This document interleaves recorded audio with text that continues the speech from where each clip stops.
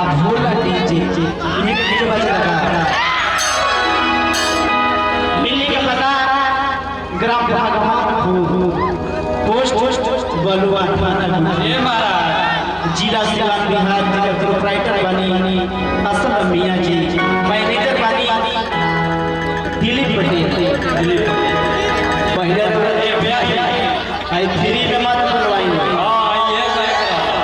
एगो तक कोरोना काल चलता ब्याज लोग के पूछत नहीं पूरी उठाए के नहीं पूछत नहीं पानियों पिए के लिए गए आई कहे भागे हमें जाना चाहिए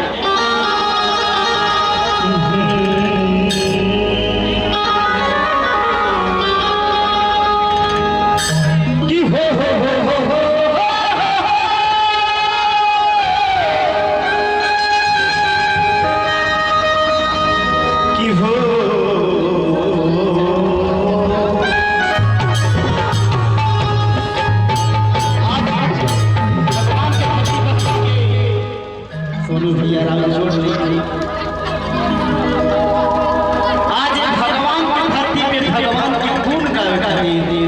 हमने के उपस्थित बनी जा आयो भगवान का दो शब्द कहेगा कि जय गणेश मंगल करे जय गणेश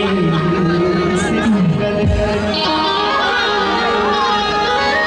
कि जय गणेश मंगल करे विघ्न हरो गणराज कि यही बंत करवरी बाबा असिद्धि करो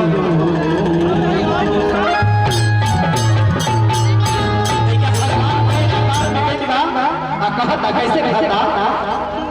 अरे कि दुखियों पे रक्षा करो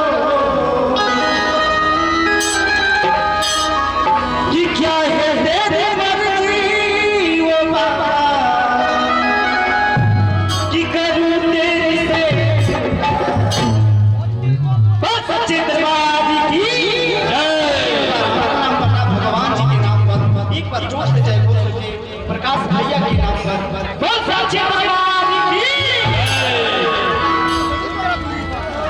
कि क्या है मर्जी वो बाबा कि करूं तेरे से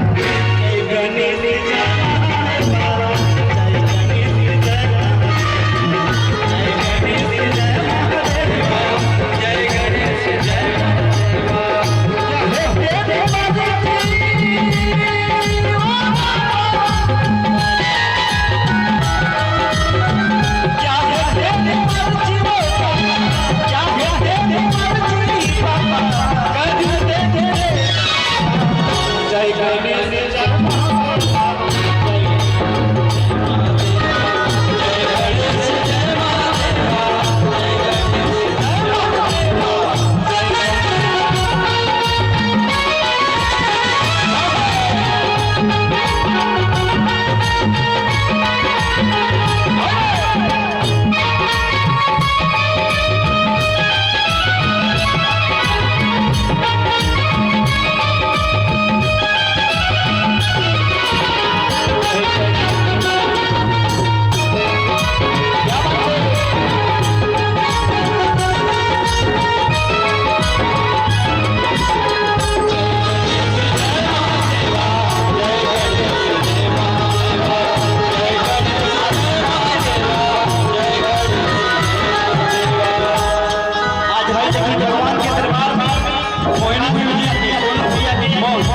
प्रकाश भैया की आई और मोहनी जी के माजी मागर भैया की ओर से बहुत बहुत प्यार दिलाई मोहनी म्यूजिक के आगे प्रोप्राइटर संचालक सब चीज देवता सब ये के बानी आई आज जेकरा माध्यम से हमनी के जुटल बतीजा मोहनी जी बहुत अच्छा मोहनी म्यूजिक के मालिक जब हमने के प्यार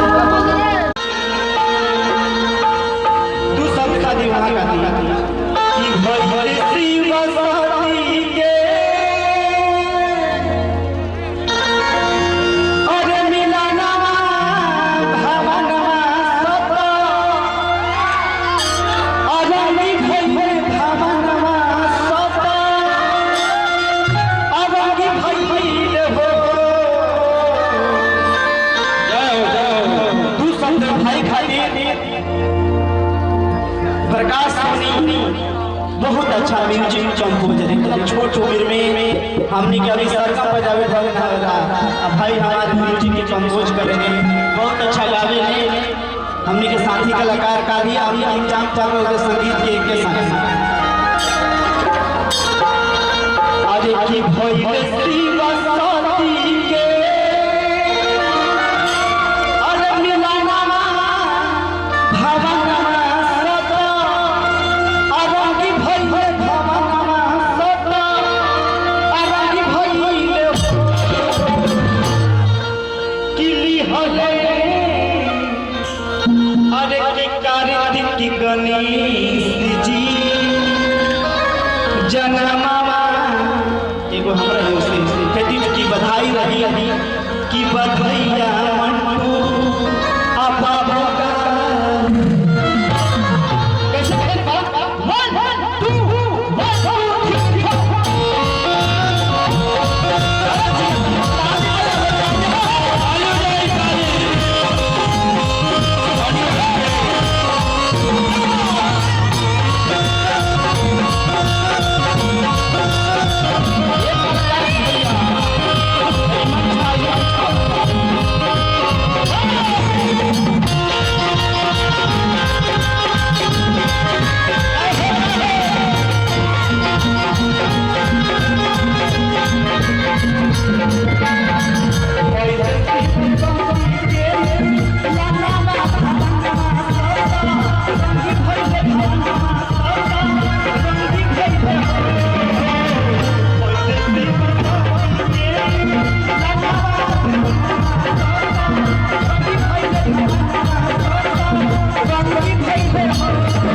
और हम प्रकाश भाई कहाँ